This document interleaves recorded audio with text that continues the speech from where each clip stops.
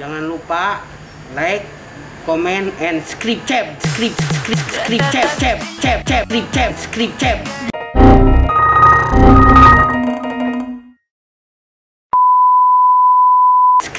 Halo car lovers, selamat datang di channel YouTube Niki Motor Car Audio Solution. Bicara tentang Car Audio Solution, teman-teman, untuk sekarang ini memang trending bangun audio mobil itu udah rada berubah ya, teman-teman. Kalau dulu masih banyak user yang acceptable dengan amplifier besar-besar, ya kan. Makin kesini makin compact, makin kecil, tapi demand untuk high quality itu masih tetap ada gitu. Teman-teman, hari ini gue bakal unboxing amplifier baru dari Audiofrog, teman-teman.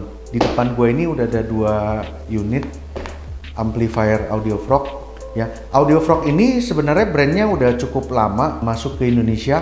Kita di Niki Motor juga udah banyak customer yang demen banget pakai Audiofrog. Sebelumnya di speaker-speakernya ya, karena Audiofrog awalnya ini baru ngeluarin speaker ya. Nah, baru kali ini mengeluarkan amplifier gitu, teman-teman. Yang udah pakai Audiofrog pasti akan cari lagi Audiofrog karena speakernya itu fidelity-nya bagus banget ya.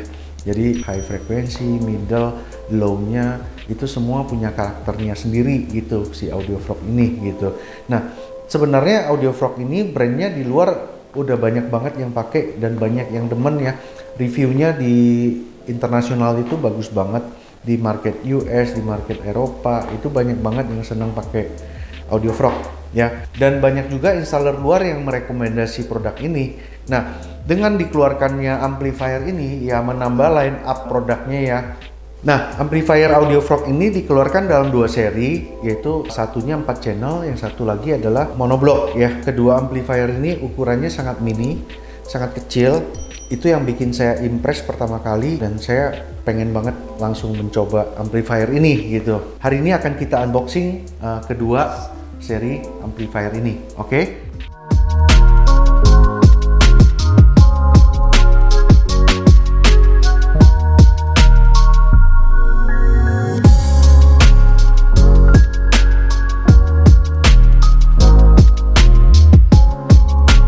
Oke, mari kita lihat dari packagingnya dulu. Ini kardusnya aja kecil banget, teman-teman. Jadi ini seperti ukuran kardus speaker full range ya.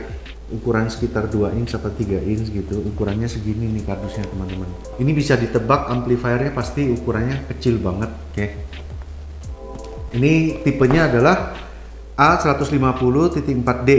High Fidelity Class D amplifier ya. Jadi amplifiernya kelas D sehingga ukurannya bisa kecil. Oke. Di packaging ini ada keterangannya low noise miniature Class D ya. Jadi ini amplifier kelas D yang rendah noise ya. Jadi bersih pasti amplifiernya. Flat frequency to 20 kHz regardless of load ya. Jadi di impedansi berapapun dia akan clean, akan flat frekuensinya sampai 20 kHz. Jadi stabil sampai 20 kHz ya. Fully configure crossover bypass. Jadi crossovernya bisa di bypass. Remote turn on, speaker level and line level input ya, konektor ya, 60 ampere fuse. Oke. Nah, di sini ada dimensi barangnya. Ini ukuran amplifiernya, panjangnya 21 cm, lebarnya 11 cm dengan ketebalan hanya 3,2 cm. Tipis banget ya. Oke, mari kita buka, teman-teman. Oke. Di sini ada soket. Kita lihat. Ini sepertinya soket high input ya, teman-teman. Ini soket buat high input. Jadi power ini bisa dikasih inputan untuk high level input ya.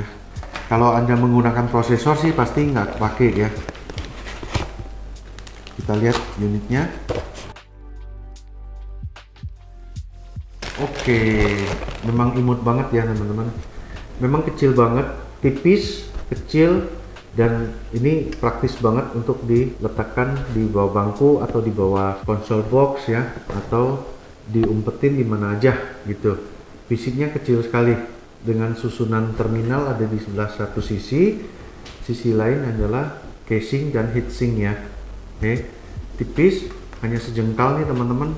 Amplifiernya kecil banget. Ini adalah terminal RCA input, ini terminal high level input, sama ini terminal power. Build quality-nya sangat rapi. Ini mengingatkan gue sama amplifier OEM mobil ya, tapi untuk mobil-mobil yang sudah premium sound ya, seperti Bose, Harman Kardon atau Mark Levinson ya. Model amplifiernya mirip seperti ini nih ya. Sini terminal output. Nah, ini kelihatannya untuk koneksinya sama setelan-setelan gainnya semua ada di balik cover ini ya. Ayo mari kita coba buka sehingga kita bisa lihat apa yang di dalam sini nih gitu.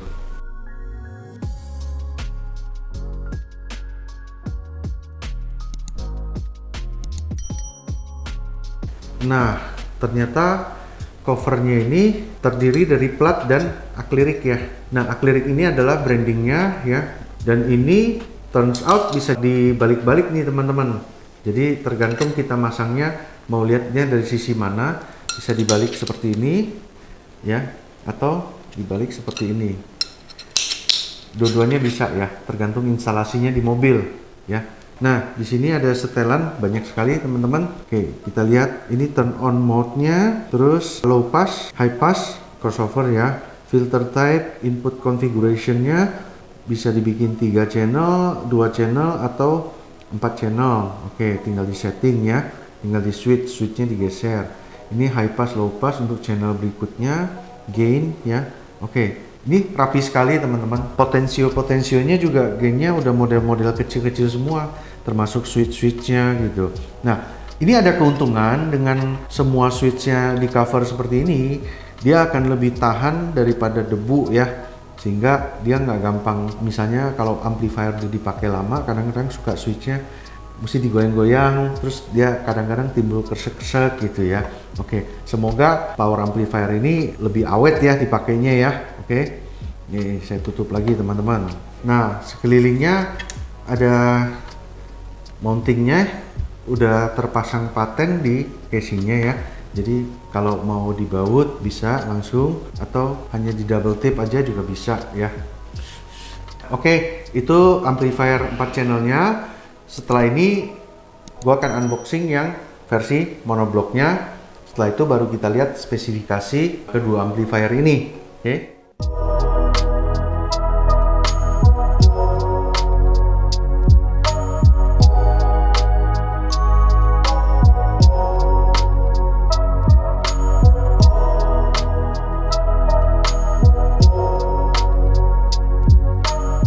Ini versi monobloknya, packagingnya sama persis, konsepnya juga sama persis ya. Kita lihat yang tertera di sini A600.1D ya, High Fidelity Class D Amplifier ya. Jadi ini adalah versi monobloknya. A600.1 Low Noise Miniature Class D juga, Adjustable High Pass Low Pass, 45 Hz Bass Boost Control, Remote Turn On, Speaker Level sama Line Level In, Remote Bass Control ready sold separately ya, jadi tidak include ya bass remote-nya. Oke, kita lihat barangnya. Sini ada buku manualnya. Nanti kita bahas spesifikasi amplifiernya. Ini sama ya guys, dapat high level input socket ya untuk 2 channel. Oke. Nah, amplifiernya sama persis teman-teman, kembar ya, kembar. Hanya di sini kodenya dibedain ya. Ini adalah versi monobloknya, dan kita bisa lihat dari terminal input dan outputnya ya, memiliki hanya sepasang input ya, left right ya, terus memiliki output sepasang, cuman 1 channel ya, cuman 1 channel. Nah, di sini adalah slot untuk bass controlnya. Oke, ini slot untuk inputnya. Oke, kita coba buka cover akriknya dan kita lihat.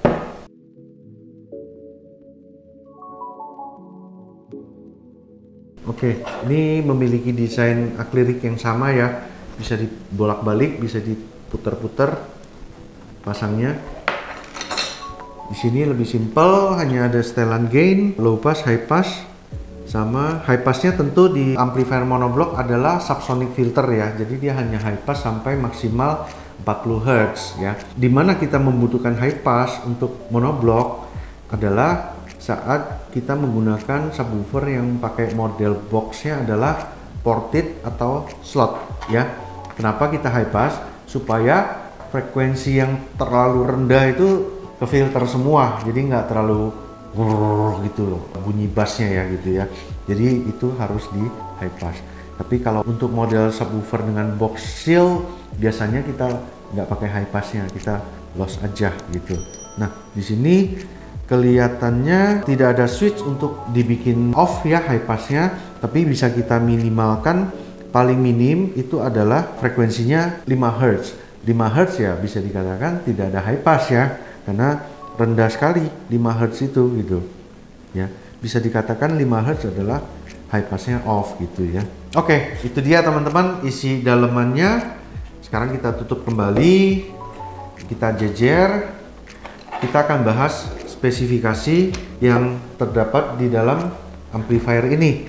Setelah itu gua akan kasih rekomendasi bagaimana memanfaatkan kedua amplifier ini dengan optimal, tandemnya dengan DSP apa, model apa, sama untuk sistem yang seperti bagaimana gitu ya.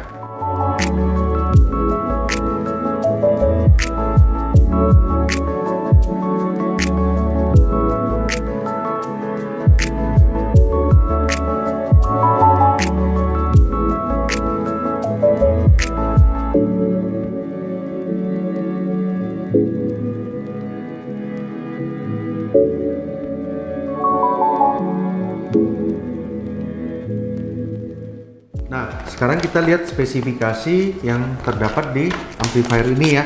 Jadi paling penting dalam membaca spesifikasi amplifier adalah kita perhatikan impedansi bebannya ya. Di sini tertera nih amplifier kita yang 4 channel dulu ya.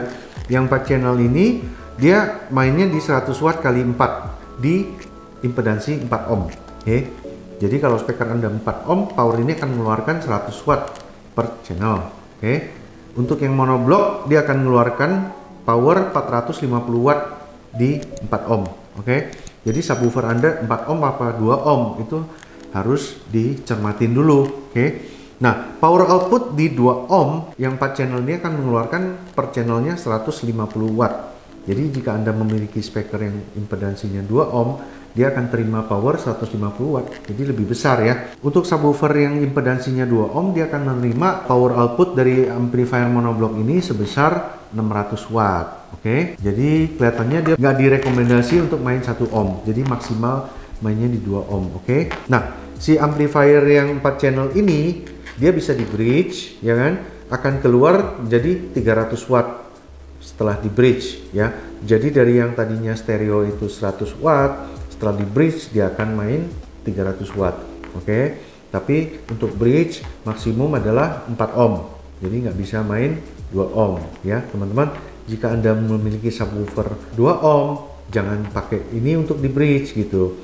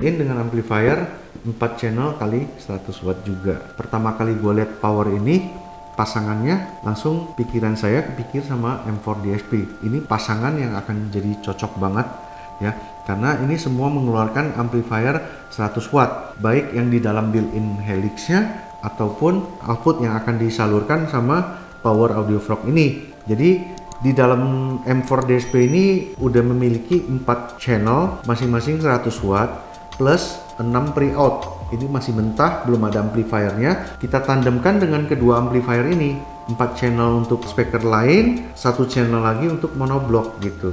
Sebenarnya masih nganggur 1 channel jika kita mau nambah surround speaker ya. Jadilah lengkap, row 1, row 2, row 3 dapat speaker semua plus subwoofer gitu ya. Oke, kita abaikan dulu yang speaker row 3. Yang umum dulu adalah depan 3-way, tengah 2-way. Depan 3-way membutuhkan 6 channel amplifier ya, 6 channel DSP, 6 channel amplifier. Nah, kalau saya rekomendasinya pasti si channel yang diumpan keluar dari audio frog akan saya pakai untuk mendrive tweeter sama midrange ya. Kenapa? Karena tweeter sama midrange adalah speaker yang membutuhkan fidelity tinggi ya, speaker yang membutuhkan color, fidelity sama akurasi tonal tinggi ya. Jadi saya utamakan yang output dari amplifier untuk mendorong tweeter sama midrange. Nah, sisanya untuk mid bass sama speaker pintu tengah ya akan saya drive pakai internal ampli dari M4 DSP ya. Sisanya lagi baru saya ke monoblock, baru ke subwoofer. Oke. Nah, ini konfigurasi sistem yang sangat cakep dan barangnya kecil-kecil teman-teman ya. Barangnya nggak gede ya, tapi bisa dapat power yang besar ya, dan siap untuk mengcover sistem-sistem speaker-speaker yang menengah atas ya. Speaker-speaker yang kelas experience sampai expert pun berani diangkat pakai sistem ini. Untuk monoblocknya sudah siap dengan 600 watt, sudah mumpuni banget ya. Kelas-kelas JLW6 mah enteng gitu ya, sampai W7 pun masih bisa gitu ya. Din audio segala macem masih mumpuni sama power amplifier ini. Jadi itu rekomendasi sistem saya. Jadi mau dipadukan dengan speaker jenis apapun, ini sistem sangat ringkas dan sangat applicable dan sangat cocok dengan instalasi audio zaman now. Nggak makan tempat, high power dengan quality bagus ya, resolusi bagus, sudah siap pula untuk main high res gitu ya. Cakep banget sih sistemnya gitu ya. Oke.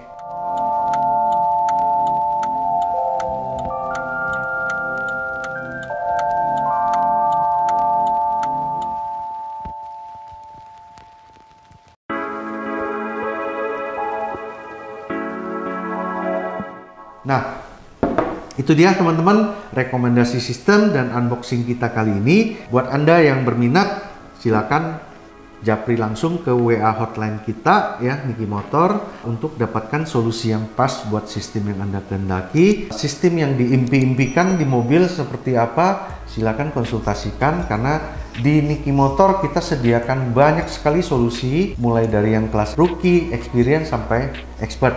Oke, teman-teman. Thank you for watching. See you guys in next video. Dah.